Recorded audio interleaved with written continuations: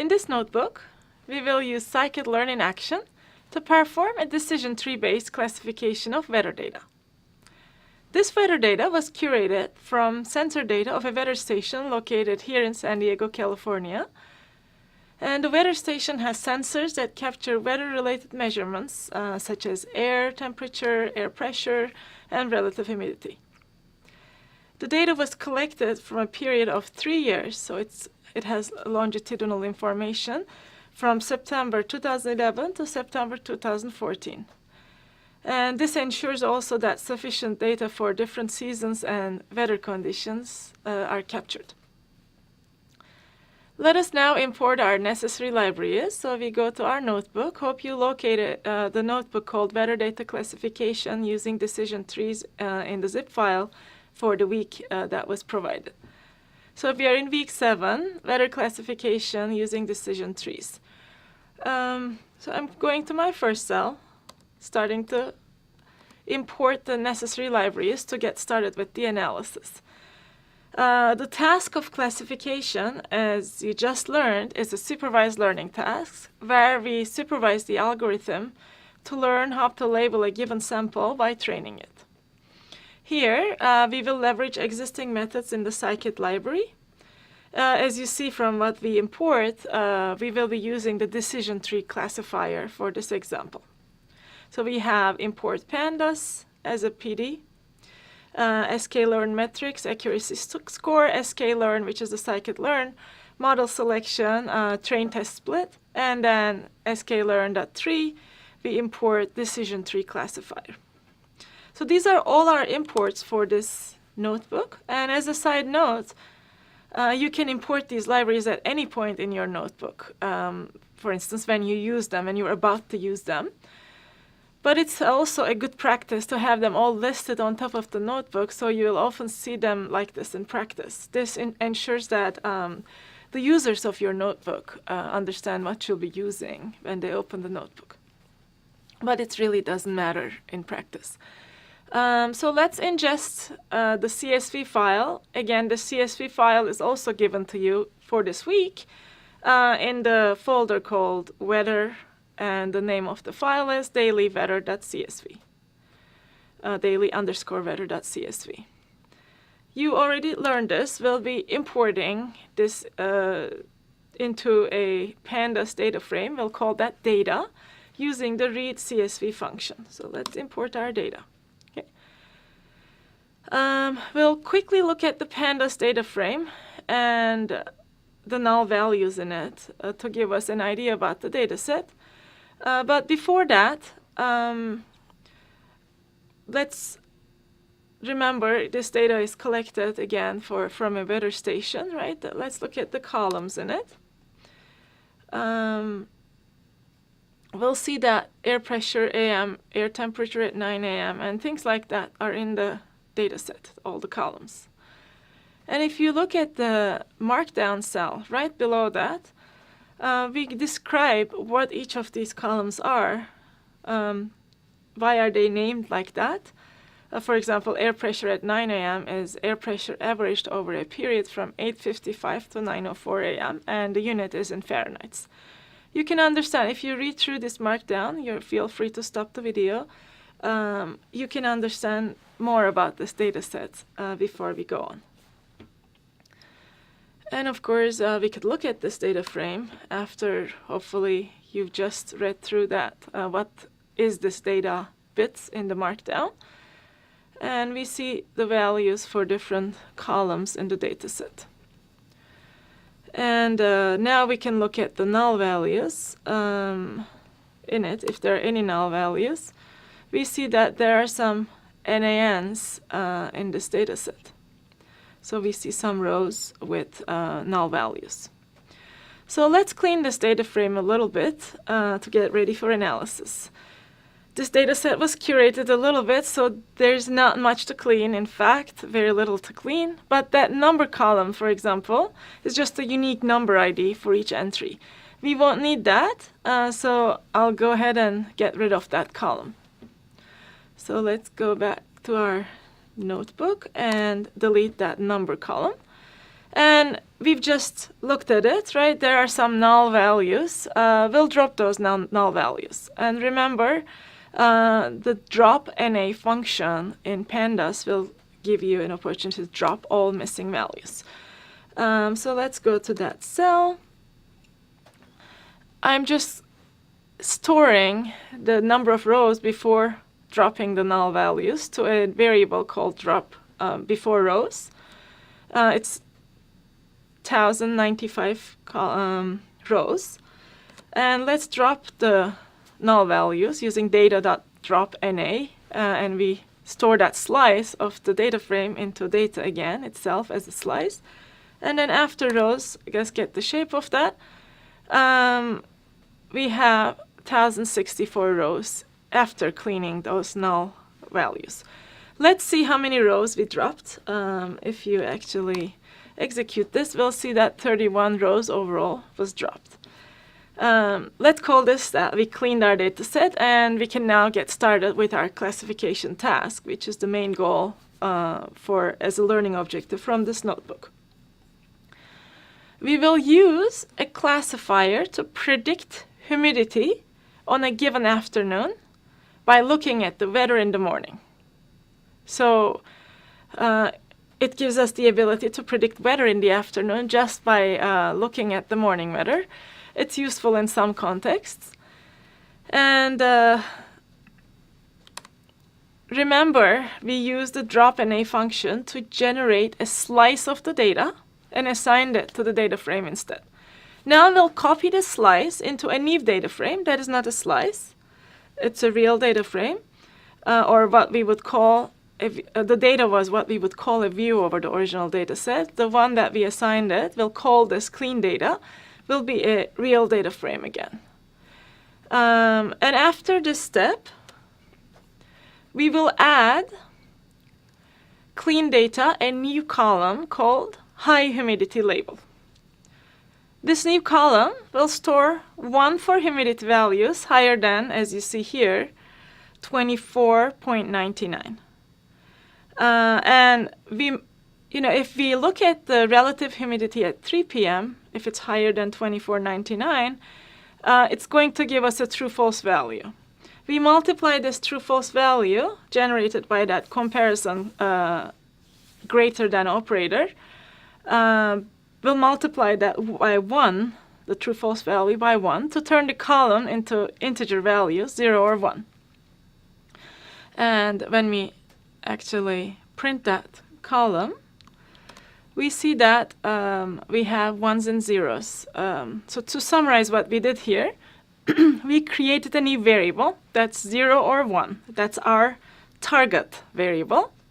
And we call this target variable the high humidity label.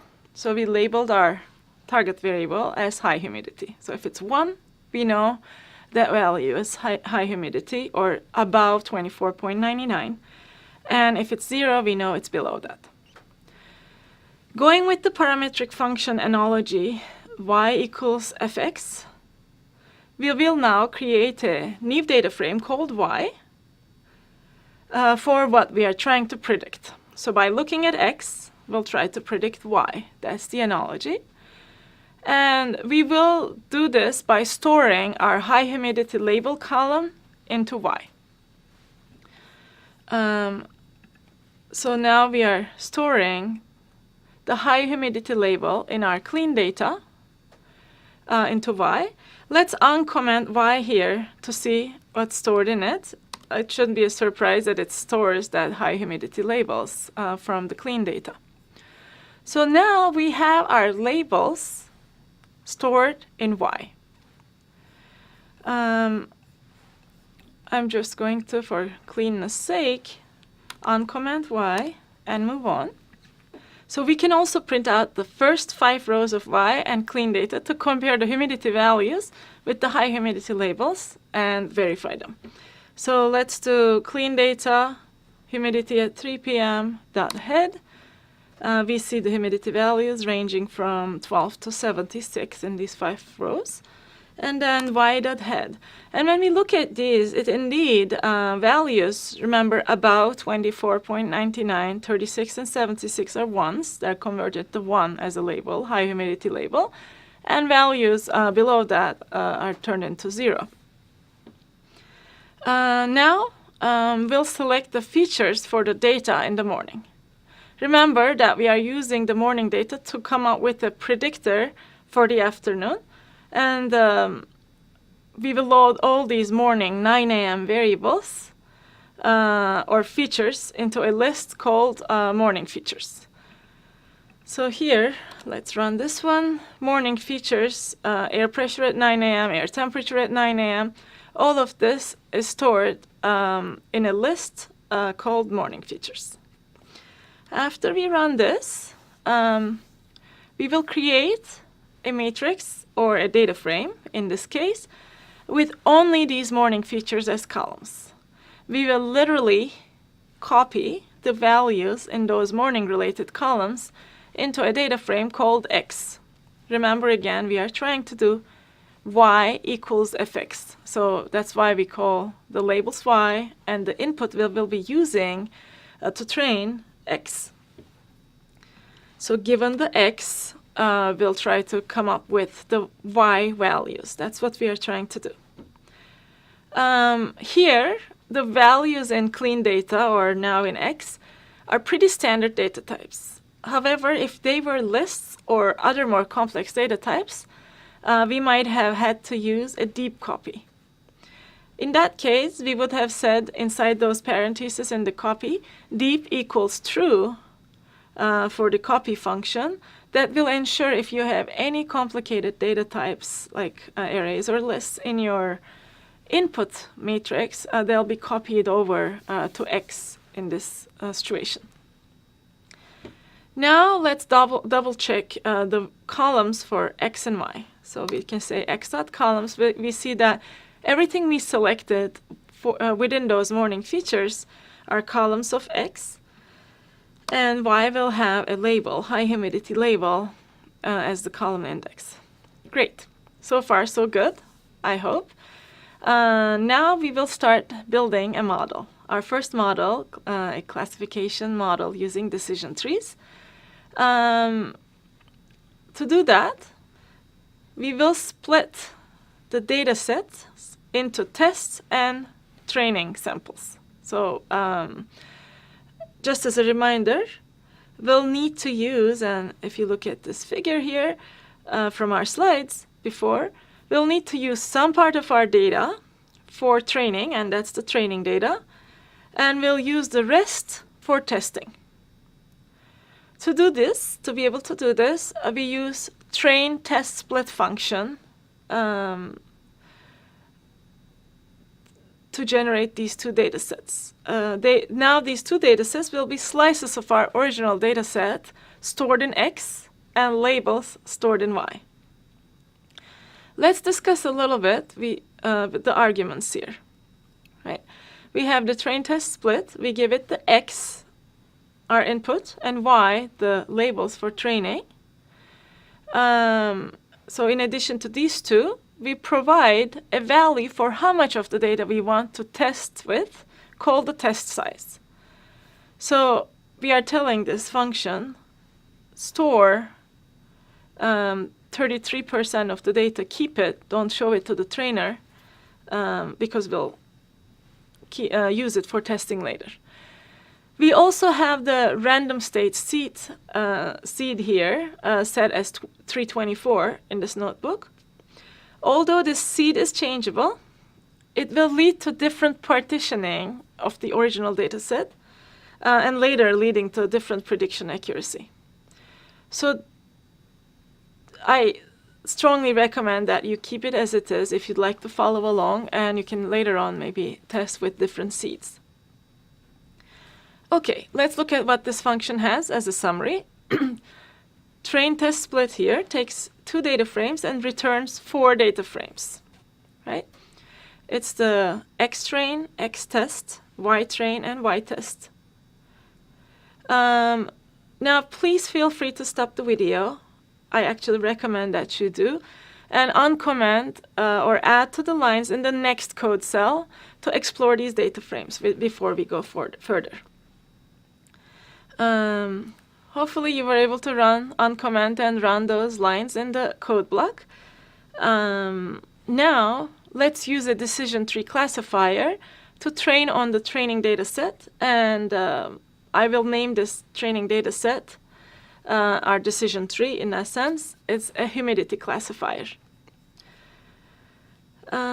Here we are trying to fit on the training data set now. We have the humidity classifier, and to the decision tree classifier, we will set max leaf nodes as 10. So this is our stuffing criteria for the tree induction. If you left it as default, it would have been unlimited, making it potentially overfit the tree to the training data. We don't want that. But in general, you need to experiment with it a little bit. And the random state argument in this algorithm is used for splitting the nodes. 0 here is one of the internal states used to build the decision tree. Although, just like random seed before, this one is changeable. Keep it as 0 if you would like to replicate the results in this video locally on your end. Okay? So we use the decision tree classifier. We give it the max leaf nodes and random state. And we assign that to humidity classifier. Next, so we created a decision tree classifier object called humidity classifier, right? We will use the fit method of this object, okay, to make the classifier tune itself to learn from the samples. So we have the humidity classifier.fit, and we give it the training sets for X and Y that we split in the code cell before. At the end of this function, we will have a decision tree-based classifier, a model. If we run this, we see that the type for the humidity classifier object is indeed the decision tree classifier. Now, we will use the test data for this prediction to test the model we just built. We will use the predict function of the decision tree classifier object, which was our humidity classifier. This function will accept our test data. So we are doing humidity classifier dot predict. It will take X underscore test, our test data.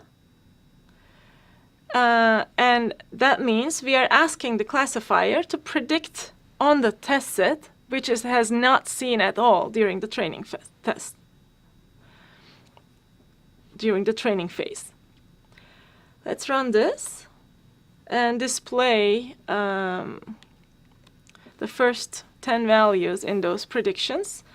And let's also see what Y test is, because that's the one that we kept as labels from the original data. So we have our predictions, and that's the predicted humidity labels based on what the model learned. And when we gave it the test data, X underscore test, it came up with. Now, before we move on to look at the errors, let's summarize what we've done. We had an X, which is our input data, and Y, which is our label. We created training sets for the input and the labels. We also created a training set. We also created a test set using our input and labels. What we've done is we created a model using the training X and training Y's. And we used our test X to create a predicted Y. And what we just displayed in predictions is the predicted Y's. But remember, in our Y test, we have the labels the actual labels for those data, for the test data. So now we can compare the predictions with the y-test. And when we look at that, the first two values are 0. Then we have 4 ones in the prediction, 5 ones in a row in our actual data. So there's an error there, right? One of them wasn't predicted right. And we have 0, 1, 1, and here we have 0, 0, 1. So again, another value. So we have about 10 values here, and 2 of them were wrong. So overall, this is called an error. For the classification task, an error occurs just like this when the model's prediction of the class label is different from the true class label. We can measure these errors by calculating the number of correct labels, just like I've done now. We had 2 wrong, so if we had 10 rows, it would be that many wrong in it, and we can turn that into an error measure. For example, like we did, if we just looked at the first 10 rows for the generated labels, we can see that the values in the prediction are pretty close to the values in y-tests. But, we can't always count, right? How close? Especially when we have a large number of rows, how do we test the accuracy of our classifier by calculating the accuracy score? We actually have a function for that. It's called the accuracy score, and if we look at that, the accuracy of our algorithm here is about 81%. We can also define the different types of error in the classification depending of the predicted and true labels. But here we will stop and call this 81% our accuracy score. Okay, let's think. Is this a good enough classifier considering it's only looking at the 9 a.m. measurements to predict the 3 p.m. weather? I would say so. Especially for San Diego, where the weather varies all the time.